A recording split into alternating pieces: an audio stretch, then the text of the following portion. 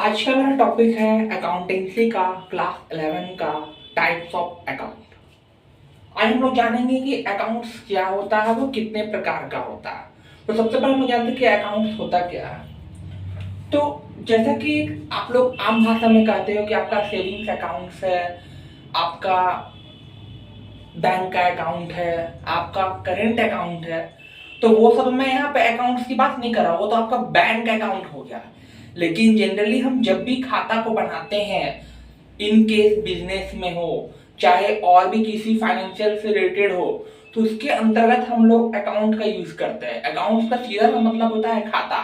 जैसे आपके papa mummy हो चाहे जो भी हो, जिससे वो लेन देन करते हैं, तो होता है ना कि भाई फलाना आदमी को सामान दिए, कोई रवि नाम का लड़का है, उससे उससे मान लो 10,000 रुपया लिए, तो वो अपना एक खाता मेंटेन करेंगे ना, एक नाम लिखिए ना कि भाई रवि से मैंने 10,000 रुपया लिया। तो उसका जो भी ट्रांजेक्शन का हम एंट्री करते हैं वो कहलाता है खाता। तो बिजनेस में जनरली आपके 3 अकाउंट होते हैं, लेकिन उससे पहले समझते हैं कि what do you mean by accounting और what do you mean by account. यहाँ पे कहता है an account is a system summarised and systematic record. Account क्या है? तो एक समराइज्ड और सिस्टमैटिक रिकॉर्ड है। जैसा कि मैंने भी आपको एग्जांपल में समझाया कि जैसे रवि नाम का लड़का, उससे मैंने 10,000 रुपया लिया, श्याम को मैंने 5,000 रुपया लिया, तो ये कहीं ना कहीं सिस्टमैटिक रिकॉर्ड है ना कहीं समराइज एक डिटेल पता चला ना। आप उस रिकॉर्ड को आप देख रहे हो तो क्या पता चला कि भाई फलना आदमी हमको 5,000 रुपया लिया या 10,000 रुपया दिया। तो ये कहीं ना कहीं आपका सिस्टमैटिक रिकॉर्ड है और समराइज है of all the business transaction relating to a particular person. यानी कि खाता जो आपका होता है वो पार्टिकुलर पर्सन से रिलेटेड होता है। ऐसा नहीं कि राम श्याम मोहन का खाता एक ही में बना दिए, मशीन का अकाउंट्स बनाना है चाहे प्लांट का बनाना एक ही में, नहीं, वो एक सेपरेट अकाउंट होता है। यानी कि मशीन का जितना भी कारनामा है, जो भी कांड वगैरह किया सारा उसी में होगा।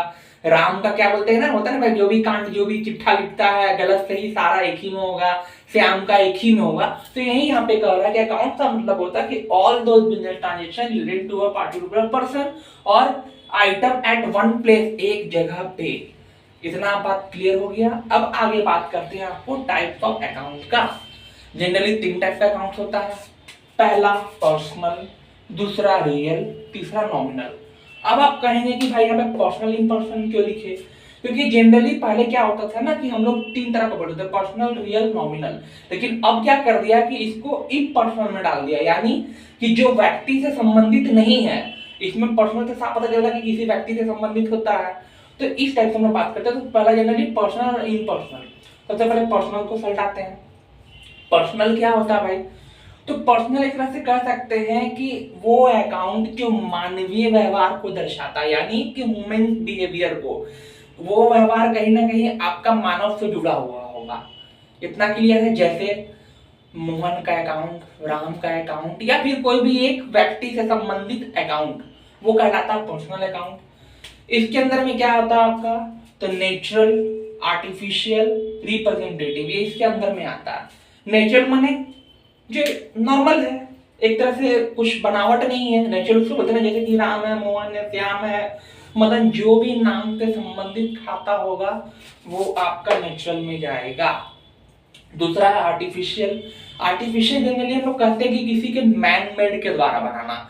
जैसे बैंक अकाउंट हो गया आपका, इंश्योरेंस कंपनी का अकाउंट हो गया, ये सब सारा जो भी अकाउंट मेंटेन होगा वो आपका आर्टिफिशियल पर्सन में आएगा। क्यों? क्योंकि ये आपका मैन मेड अकाउंट है।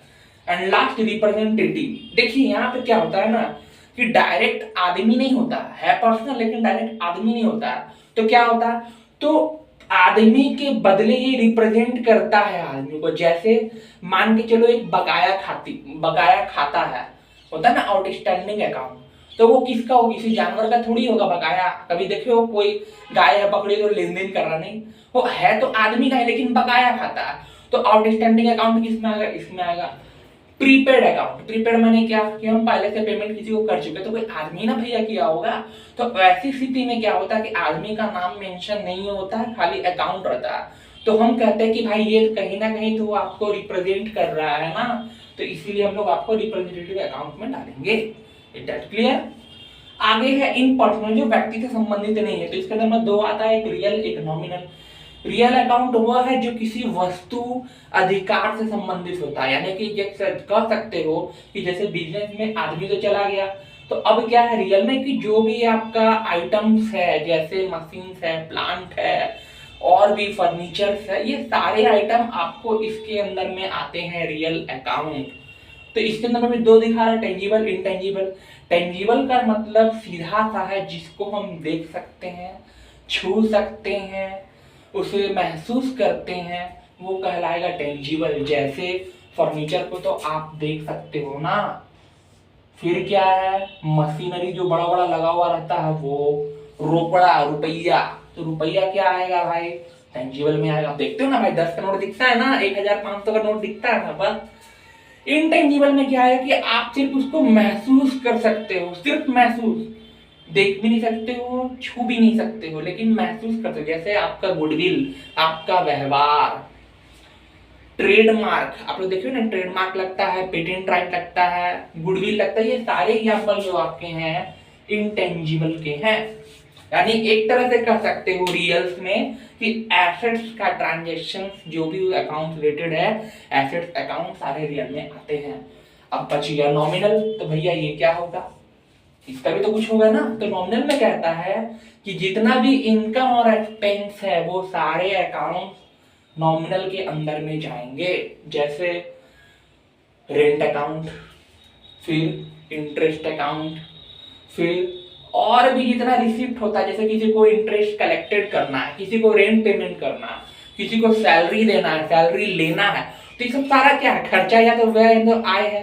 तो इससे संबंधित जो भी ट्रांजेक्शन होंगे वो आपके नॉमिनल में जाएंगे। सीधा सा बात, जो भी इनकम और एक्सपेंडिचर है वो आपका नॉमिनल में जाएगा।